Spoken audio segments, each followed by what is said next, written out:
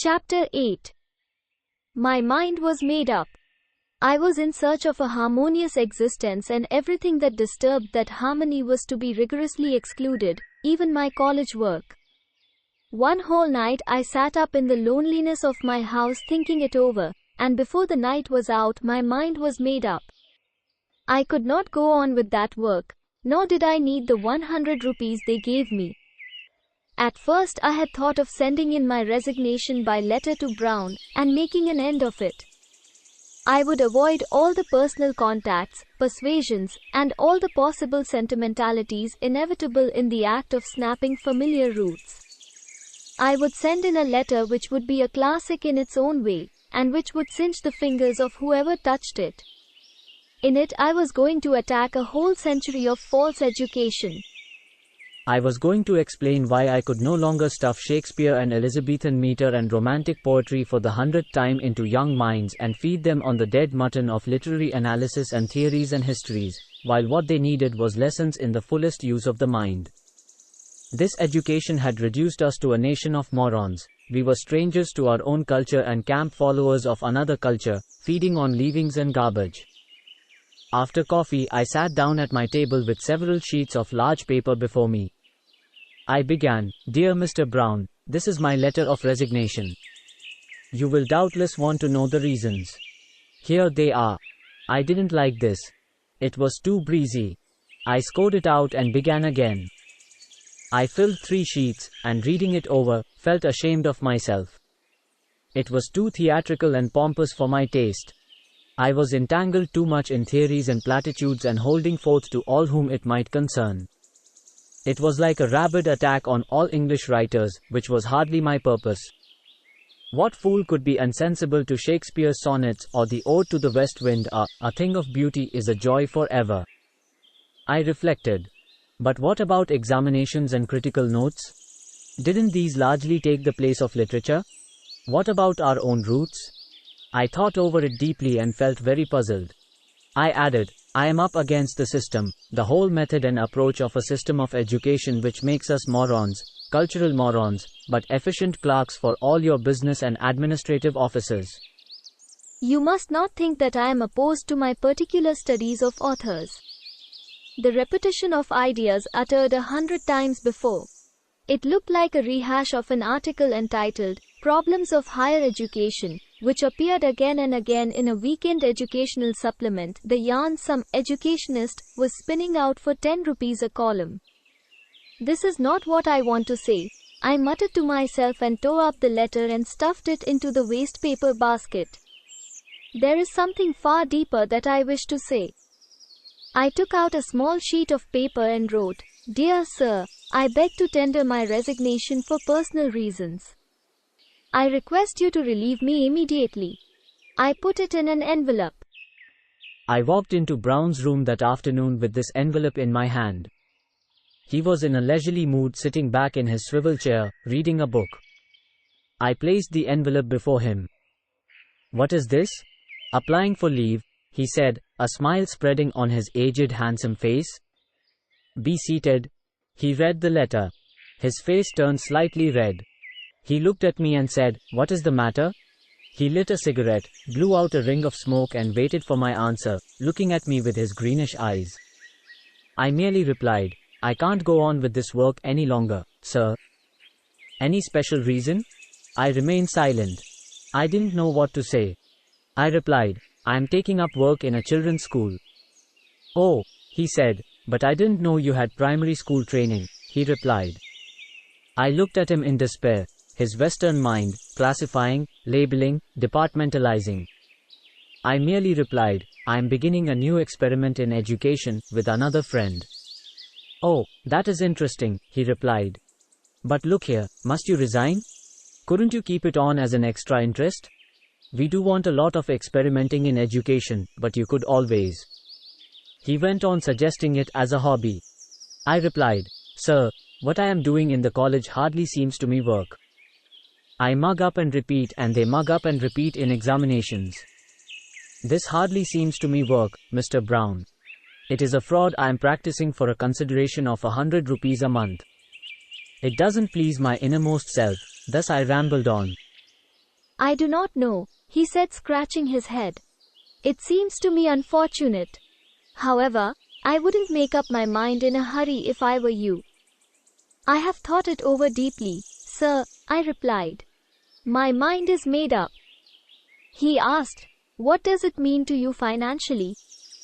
About 25 rupees a month, I replied. That means a cutting down. That is so, I have no use for money. I have no family. My child is being looked after by others and they have provided for her future too. I have a few savings. I have no use for 100 rupees a month. Brown looked quite baffled. I added, of all persons on earth, I can afford to do what seems to me work, something which satisfies my innermost aspiration. I will write poetry and live and work with children and watch their minds unfold. Quite, he replied. A man like you ought to derive equal delight in teaching literature. You have done admirably as a teacher of literature. I shook my head. I don't feel I have done anything of the kind. Do you mean to say that all those poets and dramatists have meant nothing to you? I was in danger of repeating the letter I had torn up. It is not that. I revere them. And I hope to give them to these children for their delight and enlightenment, but in a different measure and in a different manner. I rambled on thus. I could not speak clearly. Brown bore with me patiently. Our interview lasted an hour. At the end of it he said, take another week, if you like, to consider. I do wish you wouldn't leave us. He held out his hand. I gripped his large warm palm, and walked out of the room. Tarankan, Tarankan, Tarankan. They arranged a grand send-off for me. The function was timed to begin at 6. I arrived 5 minutes earlier and was at once seized on by Sastri and Rangappa, the moving spirits of the occasion. They waited at the porch and the moment they sighted me, they dashed forward, and gripped my hand and dragged me on to the quadrangle, where they had made spectacular arrangements. The hotel man had risen to the occasion. He had tied up colored buntings and streamers, spread his embroidered tablecloth on a dozen tables, and placed his usual gold mohar bunches on nickel vases. Porcelain cups and plates clanked somewhere. White, shirted serving boys stood respectfully on the edge of the scene. They looked at me with respectful interest. In fact, everyone looked on me as a sort of awe-inspiring personality. What was there in this to make a sudden hero of me? It was very embarrassing. On the air was borne a gentle suggestion of jasmine and rose. I knew a garland was waiting for me somewhere. I was pressed into a high-backed chair. Next to mine was another chair for Brown. On my left sat Gajapati. All around were gathered a miscellaneous crowd of teachers and boys. Everybody kept staring at me. I felt very unhappy. I had never felt more self-conscious in all my life. Gajapati was highly nervous and excited, and wriggled in his chair. He kept muttering, "Why is not Brown here yet?" and constantly looked at his watch. There was the sound of a car stopping outside. The principal, everyone muttered. The creaking of fast footsteps, and Brown arrived in an evening suit. Even he is dressed for the occasion, I said to myself. Why all this ceremony? Gajapati shot up in his seat. Sastri and Rangappa went forward to receive him. Now we were all ready. Brown bent over to me and whispered, I was afraid the weather wouldn't let us see the quadrangle today. I looked at the sky and mumbled something about the weather. Gajapati, uninvited, joined us in the conversation. Rain is very unusual at this season, but strangely enough we have had it for the past 2 days. But today our luck is good. Yes, Brown echoed, rather unusual. Perspiring and puffing, Rangappa moved about, and passed a signal on to the servers. There were nearly 10 courses. Brown lightly touched each one of them, withdrew with quick caution from items which were over, spiced, experience born of 30 years' stay in India, put small bits of sweets into his mouth and sent them on without moving his lips. Gajapati sat back with his fingers locked into each other, sadly looking at the plates. The other guests were talking among themselves. A merry hum pervaded the place. I asked Gajapati, why? He shook his head sadly. I am a sick man, can't afford these luxuries. Brown looked at him without comment. He wanted to change the subject from personal ailments.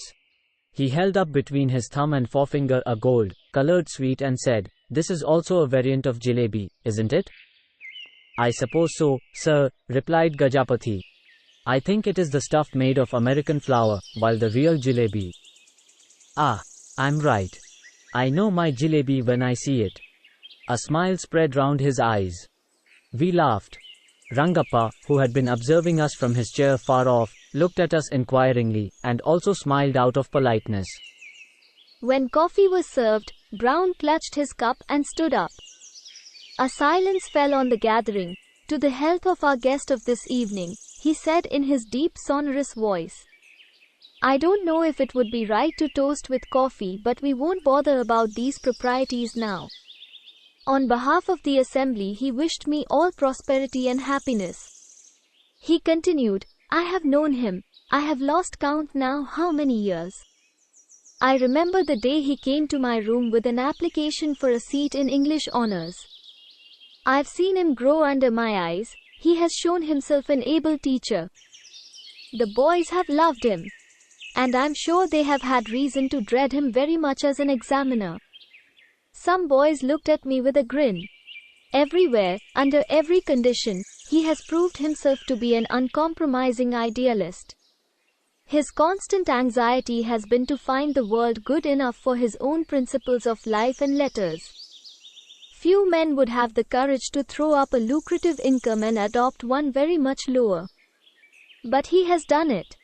Success must be measured by its profitlessness," said a French philosopher.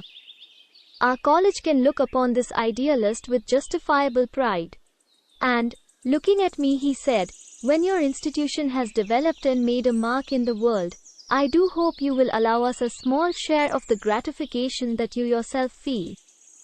Gentlemen, I am sure you will all join me in wishing our friend all success." He raised his cup. I felt too disturbed to look up. My hands trembled. I sat looking down. Brown sat down.